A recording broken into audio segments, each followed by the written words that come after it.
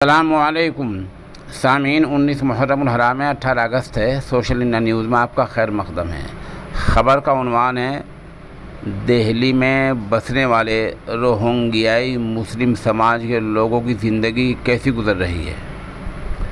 آپ کو پتہ ہی ہے کہ 2 دن پہلے مرکزی وزیر نے ٹویٹ کر کے یہ بتلایا تھا کہ ان روہنگیائی مسلمانوں کو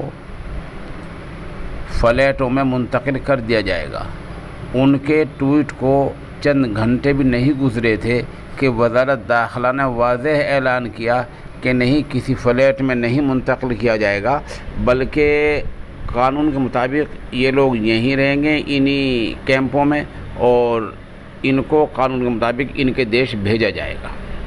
یہ لوگ کس طرح کی زندگی گزار رہے ہیں، کس طرح رہ رہے ہیں، کتنی چھوٹی جگہ میں رہ رہے ہیں، یہ سننے والی باتیں یہ ہم آپ کو بتا دیتے ہیں۔ دہلی کا علاقہ ہے کالندی کج۔ یہاں ایک بستی جیسی بنی ہوئی ہے، نیلی پیلی پنیوں سے ڈھکے ہوئے مکانات ہیں۔ یہ دور سے دیکھنے میں جھگی بستی جیسے لگتے ہیں، لیکن یہ جھگیاں بھی نہیں ہیں، بلکہ اصل میں یہ کیمپ ہیں جہاں روہنگیا خاندان کے لوگ رہ رہے ہیں۔ یہ وہ روہنگیا مسلم سماج کے خاندان ہیں جو میانمار کے صوبہ رخائن سے بھاگ کر یہاں آ گئے تھے اور اب مہاجر بن کر ہندوستان میں رہ رہے ہیں۔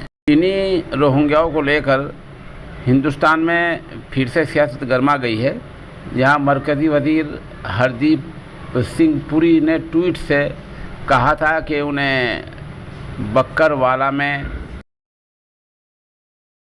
جو نئے فلیٹ بنے ہیں ان میں منتقل کر دیا جائے گا۔ وہیں وزارت داخلہ نے صورتحال واضح کر دی کہ نہیں، انہیں ڈیٹینشن سینٹر میں رکھا جائے گا۔ کالندی کنج میں بنے کیمپ میں رہ رہی 35 سال کی مریم ہردیپ پوری کے ٹویٹ سے خوش ہو گئی تھی۔ وہ خوش تھی کہ کافی عرصے بعد پکے گھر میں رہنے کو مل جائے گا، لیکن وزارت داخلہ کی وضاحت کے بعد اس کی امید ٹوٹ گئی ہے، وہ نا امیدی میں مبتلا ہو گئی ہے۔ مریم نے نیوز ایجنسی سے کہا، ہمیں نہیں پتہ کہ سرکار نے اپنا فیصلہ کیوں بدلا، ہم صرف اس بات سے خوش تھے کہ عرصے کے بعد میں اور میری بیٹی ایک پکے گھر میں منتقل ہو جائیں گے۔ اسی طرح Rohingya sites activist Ali Jauhar نے نیوز ایجنسی کو بتایا کہ دہلی میں تقریباً 1100 روہنگیا رہتے ہیں۔ ان میں سے زیادہ تر روہنگیا کرائے کے گھروں میں رہ رہے ہیں۔ وزارت داخلہ نے 2017 میں راجیہ سبھا میں بتایا تھا کہ دیش بھر میں تقریباً 40,000 روہنگیا مسلمان ہونے کی انومان ہے، یعنی 40,000 مسلم ہندوستان میں رہ رہے ہیں جو روہنگیا کے رہنے والے ہیں۔ ہردیپ سنگھ پوری کے ٹویٹ پر جواب دیتے ہوئے وزارت داخلہ نے کہا کہ روہنگیا مہاجرین کو EBS فلیٹ دینے کے لیے کوئی آدیش نہیں دیا گیا ہے۔ وزارت داخلہ کے مطابق دہلی سرکار نے روہنگیاؤں کو نئی جگہ شفٹ کرنے کی تجویز بھیجی تھی۔ اس پر وزارت داخلہ نے دہلی سرکار کو کہا کہ وہ ناجائز طریقے سے جہاں لوگ رہ رہے ہیں وہیں ان کو رہنے دیں، جب تک کہ انہیں ان کے دیش نہیں بھیجا جاتا، تب تک انہیں ڈیٹینشن سینٹر میں ہی رکھا جائے گا۔ وزارت داخلہ نے دلی سرکار کو آدیش دیا ہے کہ وہ جلد ہی ان جگہوں کو ڈیٹینشن سینٹر ہونے کا اعلان کر دے جہاں روہنگیا رہ رہے ہیں۔ ادھر 42 سال کے کبیر احمد 2012 میں ہندوستان آئے تھے، وہ بھی کالندی کج میں بنے کیمپ میں رہ رہے ہیں۔ ان کے پاس اقوام متحدہ کی ریفیوجی ایجنسی کی طرف سے جاری ID کارڈ بھی ہے۔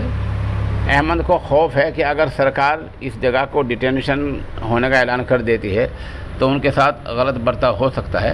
احمد نے نیوز ایجنسی سے کہا، ہندوستان کے کچھ صوبوں میں ڈیٹینشن سینٹر میں رہ رہے روہنگیا مہاجرین کے ساتھ جو برتاؤ ہوا ہے اس بارے میں ہم نے سنا ہے۔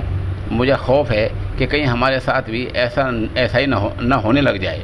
ہم نے کسی کو نقصان نہیں پہنچایا ہے اور نہ ہی کسی کو نقصان پہنچانے کا ارادہ ہے۔ احمد یہاں سنکری سے گلیوں کے بیچ بنی چھوٹی سی جگہ پر رہتے ہیں۔ ان کا کہنا ہے کہ 10 سال میں سانپ کے کاٹنے سے ان کے 3 بچوں کی موت ہو گئی ہے۔ احمد کہتے ہیں، میں پورے مہینے مزدوری کر کے 1000 روپے سے بھی کم کما پاتا ہوں اور اسی سے خاندان کا پیٹ پالتا ہوں۔ ہم چھوٹے سے ٹینٹ میں رہ رہے ہیں जहाँ बारिश में पानी भर जाता है। यहाँ हालात बहुत ज़्यादा ख़राब हैं। 10 साल में सांप के काटने से उनके 3 बच्चों की मौत हो गई है।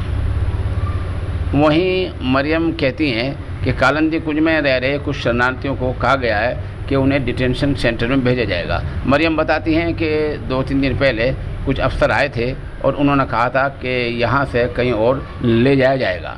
मरियम 5 साल पहले अपने शौहर से अलग हो गई थी। वो अपने बेटे के साथ यहाँ रह रही हैं। 11 साल पहले हिंदुस्तान आई थी और घर चलाने के लिए कबाड़ काम करती है। वो बताती है कि उसकी बेटी पास में ही वाक़ सरकारी स्कूल में पढ़ने जाती है, लेकिन वो इतना नहीं कमा पाती कि अपनी बेटी की पढ़ाई का खर्च उठा सके। मरियम कहती है कि इन कैंपों में पीने के पानी की सहूलत नहीं है और न ही टॉयलेट हैं। और मरियम का कहना यह है कि वज़ारत दाखिला ने जो सफाई दी है उससे हम लोग नाउम्मीद हो गए हैं। बहरहाल कालंदी कुंज में बने कैंप में जिस तरह ये लोग ज़िंदगी गुजार रहे हैं वो काबिल तवज्जो है कि उनके लिए न सहूलत नाम की कोई चीज़ नहीं है।